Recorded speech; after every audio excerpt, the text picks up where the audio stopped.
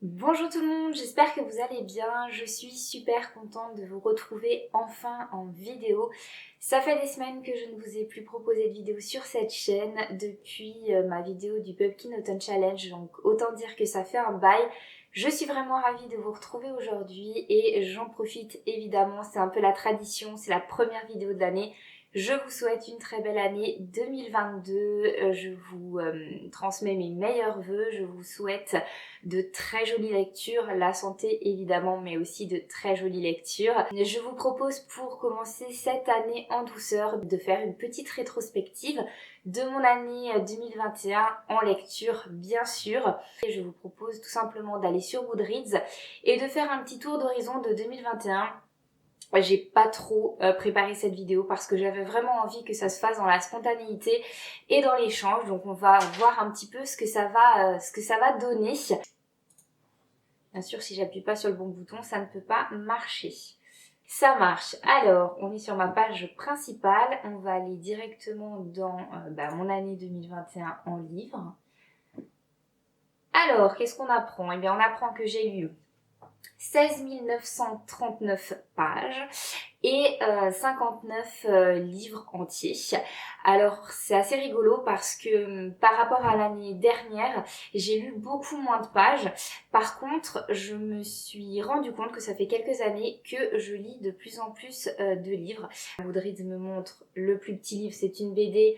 Le plus gros livre, c'est La petite bricasse de Samantha Shannon, Le prieuré de l'Oranger. Le livre le plus populaire, Les 7 morts d'Evie Hardcastle, et le moins populaire qui est, je sais plus le titre, Le jour des baleines, on voyait pas bien, Le jour des baleines, qui est un livre un peu hybride parce que c'est ni vraiment d'ABD, ni vraiment d'album, il n'y a pas de texte, mais c'est un livre qui est très engagé. J'ai adoré ce livre, c'est dommage qu'il soit pas plus connu parce que vraiment il est génial. Et alors ma moyenne de notes pour 2021, 4,4 étoiles sur 5. Là, c'est vraiment pas une surprise parce que je suis quelqu'un de très bon public et surtout, je suis très gentille, je donne des bonnes notes. En fait, je me rends compte avec les années que je commence bien à me connaître, à bien connaître mes goûts en matière de lecture. Donc, c'est très très rare que je tape à côté et que je choisisse un livre vraiment que je vais pas du tout aimer. Et puis je me suis aperçue que même quand j'ai une lecture qui m'a moins plu, j'ai tendance quand même à prendre en compte le fait que ça a été beaucoup de travail pour l'auteur, qu'il y a quand même eu de la recherche, qu'il y a eu un effort et honnêtement c'est rare que je mette moins de 3 étoiles. Donc voilà, ça s'explique, 4,4 c'est une très bonne note. Et puis écoutez, voilà, je pense qu'on va aller voir directement mon Reading Challenge de 2021. Ça va être plus simple, comme ça on verra bien on verra bien la liste des livres que j'ai lus au fil des mois. Puis comme ça je vais pouvoir commenter un petit peu au fur et à mesure. Alors, on va tout ouvrir et on va commencer par la fin. C'est vrai que j'avais commencé ma lecture, mon année avec une lecture de Noël parce que c'est un peu un rituel en décembre, voire début janvier si j'ai pas fini de lire des romances de Noël. J'avais lu donc sur ma liste de Rosie Blake, mais je dois dire que ça n'avait pas été un coup de cœur. J'avais pas trouvé ça transcendant. J'avais mis 3 étoiles. Ben voilà. J'avais commencé l'année un petit peu bof. Je vois que j'avais lu le tome The Promised Neverland, donc un manga, le tome 12. En fait, l'année 2021, j'ai lu du tome 12 du coup jusqu'au tome 20 puisque j'ai terminé cette saga. Je sais pas où il est là. J'adore la couverture, elle est magnifique. Et franchement, ça a été une expérience de lecture incroyable, déjà parce que je l'ai partagé avec mes collègues, et ensuite parce que c'était un gros coup de cœur. Chaque tome a été un coup de cœur, cette saga a été un coup de cœur, et j'étais assez contente qu'elle se termine en 20 tomes, parce que je préfère ça à des séries qui sont interminables, et en manga c'est le risque, mais en même temps gros pincement au cœur de quitter cet univers, de quitter les personnages. J'ai tout aimé et franchement c'est un manga que je vous conseille, même si vous n'êtes pas un grand lecteur de manga ou que c'est pas trop votre truc, vous n'avez pas encore l'habitude.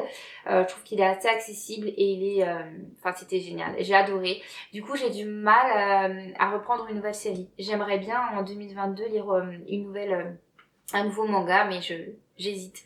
Peut-être que je vais lire Minuscule. C'est une saga pour l'instant 8 tomes qui me tente bien, qui a l'air très très jeunesse et beaucoup trop chou avec des personnages qui ont la taille d'insectes. Ensuite, le premier gros coup de cœur de l'année 2021, c'est La Fileuse d'Argent. La Fileuse d'Argent de Naomi Novik. Ça faisait des années que j'avais envie de découvrir cette autrice et écoutez, j'ai découvert avec ce livre-là. Elle avait plutôt cartonné avec son roman Déraciné qu'on m'a prêté et que j'ai aussi envie de lire, donc peut-être pour 2022. Donc c'est publié chez Pygmalion. C'est de la fantaisie et là c'était la réécriture du conte... comment ça s'appelle de Rumpelstiltskin. J'ai adoré ce livre, c'était incroyable. Vraiment, je vous le conseille et il était génial. Ah oui, alors j'avais lu la BD À la vie, je ne sais plus, c'est trop petit, il faut que j'agrandisse à chaque fois, oui, qui a été écrit par L'Homme Étoilé. L'Homme Étoilé, je l'ai découvert sur Instagram. Et j'aime beaucoup parce qu'il parle de son expérience d'infirmier dans les soins palliatifs. Il a écrit déjà 2 BD et vraiment j'ai trouvé que c'était génial et super intéressant. J'ai lu Le jour où je suis mort et les suivants qui parlent de violences sexuelles faites aux petits garçons et jeunes ados garçons.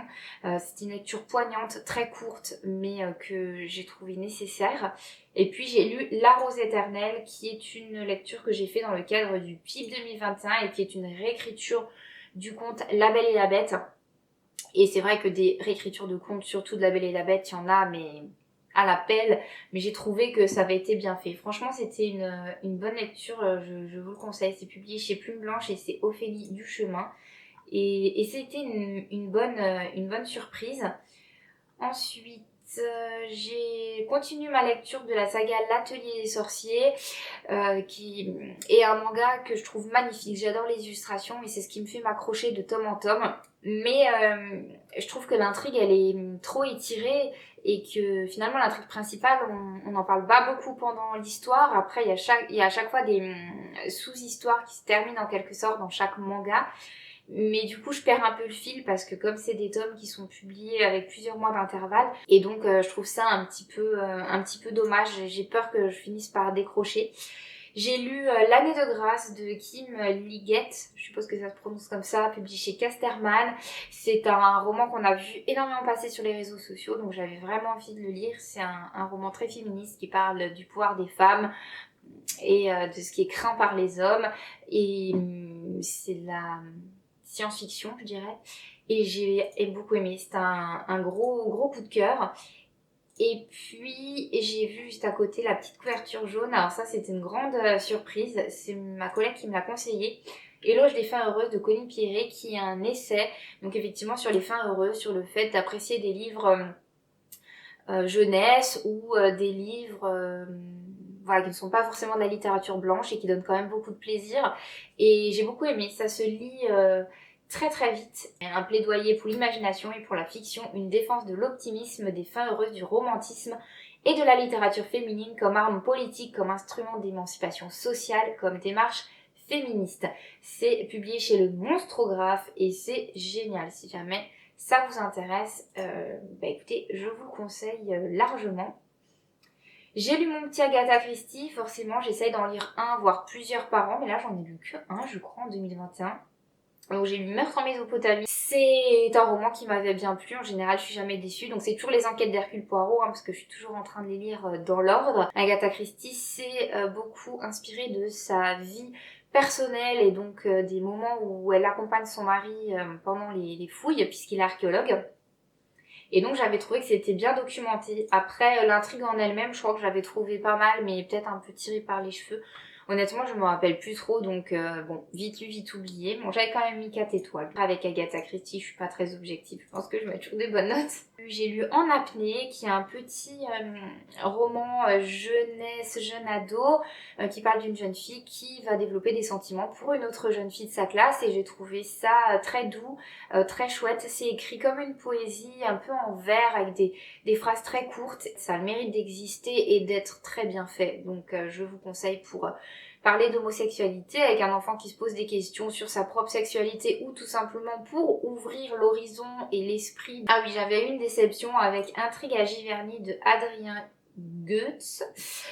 Publié chez Grasset, c'est un polar et j'avais eu envie de le lire parce que j'adore Monet et j'avais adoré visiter sa maison à Giverny et du coup ça me tentait de fou et en fait j'avais pas trouvé ça génial. Ah mais j'ai quand même mis 4 étoiles, non mais quand je vous dis que je suis trop gentille, mais c'est bien aussi comme ça de faire une petite rétrospective justement parce qu'il y a des livres peut-être sur le moment qu'on a aimé et après avec le recul quand on y repense des semaines ou des mois après on se dit mais finalement c'était pas si terrible que ça. Ou inversement d'ailleurs, ça m'est déjà arrivé de donner pas une super note à un livre et puis de revenir des mois après et de lui remettre une meilleure note en me disant en fait si c'était bien. Et bon bah vous voyez, ça m'a pas laissé un souvenir impérissable, je crois pas que c'était si fou que ça. Oui, j'avais lu le livre de Léna Situation, toujours plus, parce que c'est une youtubeuse que j'aime bien suivre, je trouve que c'est très original sa façon de monter les vidéos, très inspirant, elle est très positive. C'est pas le livre de l'année, mais je trouve que c'est plein de bons sentiments et c'est chouette qu'elle propose ça. Il y a la BD Le Club des Amis, qui est une belle découverte aussi à laquelle je ne m'attendais pas. De Sophie Guérive, publiée aux éditions 2024. C'est trop mignon, c'est trop chou, je vous conseille. C'est dès 6 ans, mais même pour les adultes, c'est trop cool. Oui, j'ai lu le tome 2 de Fils des Brumes, le puits de l'ascension de Brandon Sanderson, publié chez Calman Levy dans leur collection Orbit. J'ai adoré, tout comme le premier tome, c'est vraiment de la bonne fantaisie. Brandon Sanderson, c'est vraiment un auteur incontournable, je trouve, avec des personnages super intéressants, super complexes, des filles qui ont leur rôle à jouer, qui sont pas juste là pour faire les potiches. Et bah, j'espère que 2022 me permettra de clore cette saga. Il faudrait que je lise le 3e et dernier tome. Rouge, j'avais bien aimé Rouge, qui était un des finalistes du PLIB 2021, j'ai pas voté pour lui, mais j'avais trouvé ça chouette. Encore un roman féministe engagé sur le pouvoir des femmes, la réécriture du conte Le Petit Chaperon Rouge. C'est écrit par Pascaline Nolo et publié chez Gulfstream. L'Icabog, alors l'Icabog, je vais pas trop vous en parler, j'en reparlerai plus tard. Le Sermon des Lampions, c'était une bonne BD. Meurtre et pépites de chocolat. J'avais très envie en 2021 de lire du Cozy Mystery. J'en ai lu finalement pas autant que j'aurais souhaité.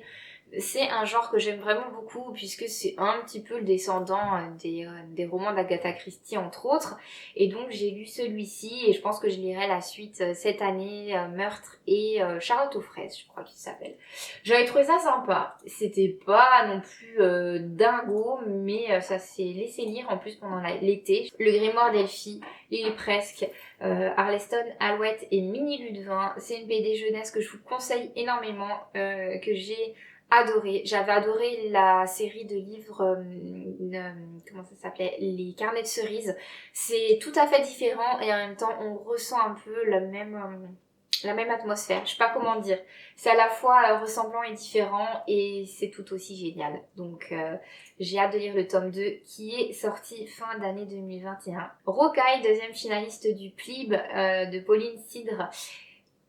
C'est publié chez Projet Silex et je l'avais beaucoup aimé. J'ai hésité entre celui-ci et celui pour lequel j'ai voté. Je l'ai trouvé vraiment génial. Pareil, de la fantaisie avec un message écologique. Heartstopper aussi, j'ai lu le tome 1 et le tome 2. Ah oui, alors là, c'est un peu particulier, c'est-à-dire que j'ai eu un coup de cœur monumental pour le tome 1.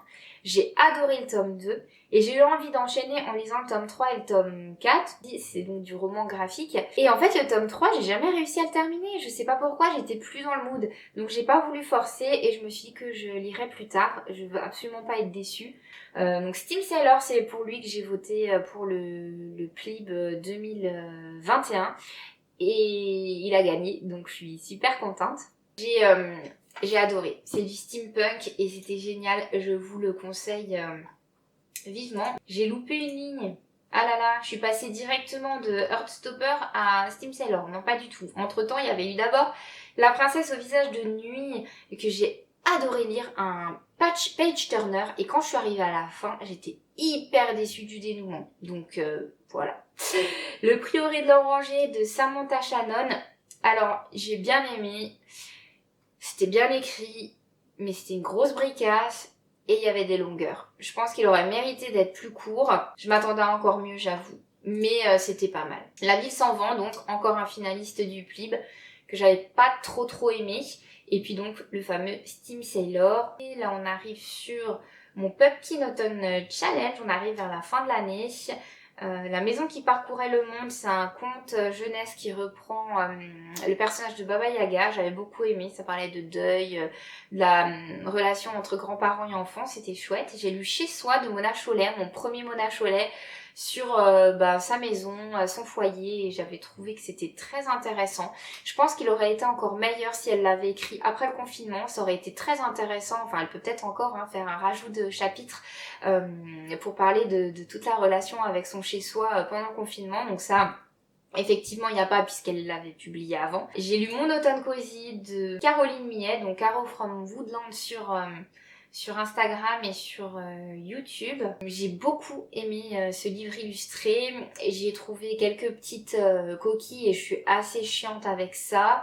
Mais en vrai, j'ai beaucoup aimé. J'ai lu aussi Mon hiver cosy, que j'ai beaucoup aimé aussi. Alors lui, pour le coup, moins de coquilles, il y en avait 2-3. Ce qui m'a plus gênée, c'est qu'il y a certaines illustrations qui reviennent plusieurs fois dans le livre. Et j'aurais aimé avoir que des illustrations uniques. Là, bon. Mais je pinaille, en vrai, je les ai beaucoup aimés les deux. C'est super de lire ce genre de livre pendant les saisons froides. Ensuite, j'ai clôturé une saga, Les Brumes de Cendre-Lune, que j'avais découvert pendant le PLIB 2020, puisque le tome 1 était finaliste. J'avais d'ailleurs hésité à voter pour lui parce que je l'avais mais adoré. Je l'avais trouvé vraiment génial, et en fait j'ai moins aimé le tome 2 et j'ai moins aimé le tome 3. Finalement, je pense que c'est une saga qui restera pas gravée dans les annales pour moi. Mais je suis contente d'avoir lu la trilogie en entier, la petite victoire, parce que souvent on commence plein de sagas et on les termine pas. Les 7 morts d'Evinar Castle, on en a parlé un petit peu avant. C'est donc le plus populaire que j'ai lu visiblement cette année. Et je l'ai adoré. C'est un thriller, c'est pas trop mon genre d'habitude, mais je l'ai trouvé vraiment génial. Et il a une construction en fait complètement atypique, et bien sûr j'ai pas du tout vu venir le truc. La couverture est magnifique, j'adore cette couverture. Je crois que je vais le garder toute ma vie dans ma bibliothèque parce qu'il est beau. Ensuite, l'amour, arrive l'amour.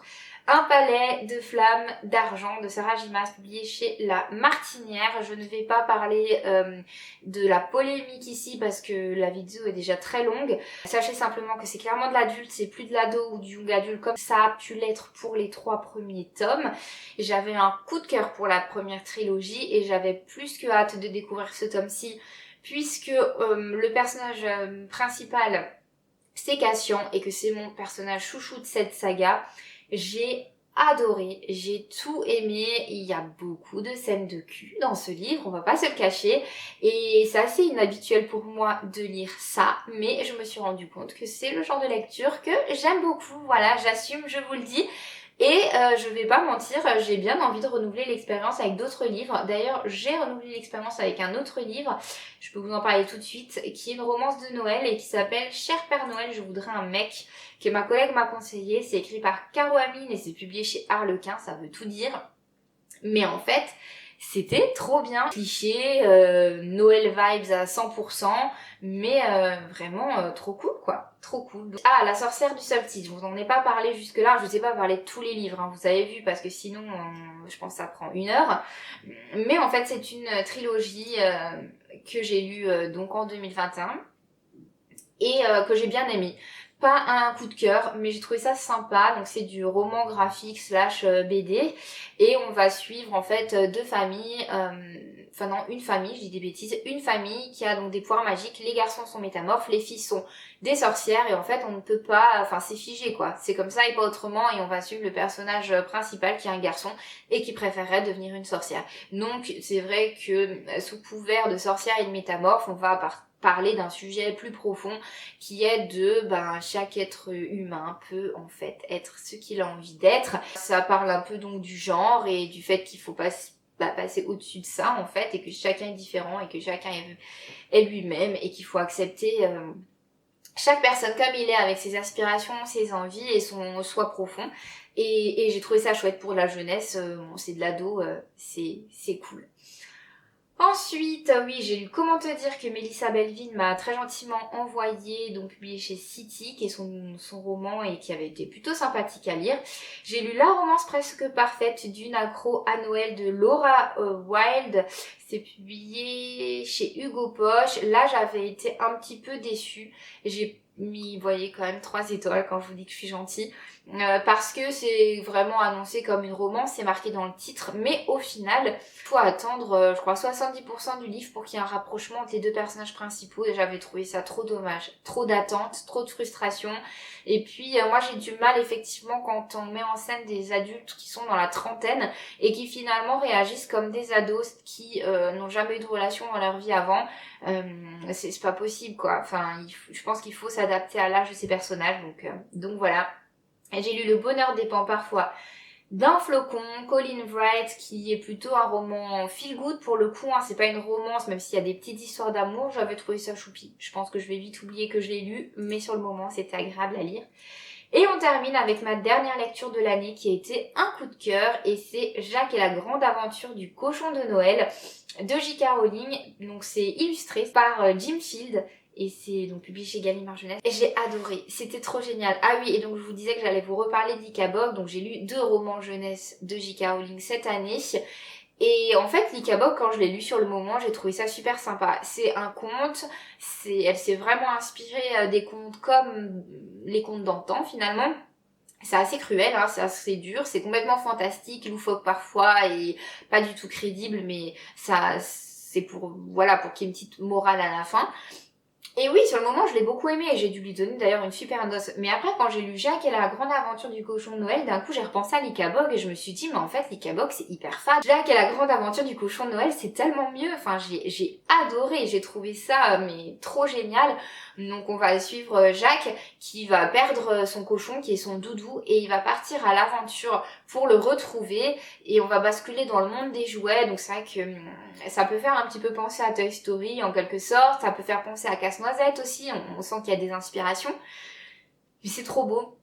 C'est trop beau, et je trouve que J.K. Rowling arrive à décrire à la perfection l'attachement qu'un enfant peut avoir pour son doudou et l'importance qu'il revêt et tout ce qu'il apporte à l'enfant, ce doudou. Même s'il n'a pas d'âme, dans cette histoire ça va être différent, mais bon voilà, dans la vraie vie il n'a pas vraiment d'âme, il peut pas interagir, mais en fait il apporte tellement à l'enfant. Moi je me rends compte aussi avec mes enfants, et puis je me rappelle pour moi avec mes doudous qui m'aidaient à dormir par exemple. Donc voilà, j'ai trouvé que c'était trop génial. Je vous le conseille, peut-être plus maintenant, Noël est passé, mais pour Noël 2022, n'hésitez pas. J'espère que cette vidéo vous a plu. J'ai bien conscience qu'elle est hyper longue, mais j'avais vraiment très envie de refaire un petit tour d'horizon parce que je vous ai beaucoup abandonné cette année, et ça me permettait quand même de vous parler de certains livres que je vous ai pas forcément présentés en vlog ou en point lecture. J'espère vous retrouver très vite pour une nouvelle vidéo, et en attendant, je vous souhaite de très belles lectures. Bye bye!